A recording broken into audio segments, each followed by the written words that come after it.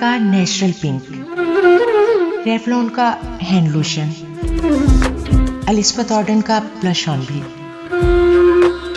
मेडोरा में फिर nail polish का कोई नया शेड आया? मेरे इस बनफशी दुपट्टे से मिलती हुई रिमल में लिपस्टिक मिलेगी? हाँ, वो ट्यूलिप का शैम्पू भी दीजिएगा।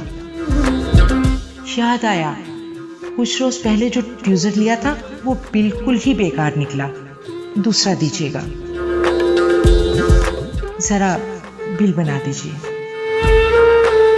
अरे, वो जो कोने में एक सेंट रखा हुआ है, दिखाएं जरा, इसे टेस्ट करके तो देखो। खुदाया,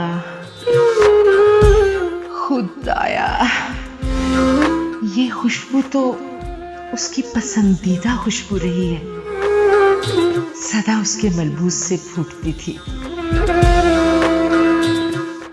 जरा इसकी कीमत बता दे। इस कदर? अच्छा, यूं कीजिए, बाकी चीजें फिर कभी ले जाऊंगी, आज तो सिर्फ इस सेंट को पैक कर दीजिए।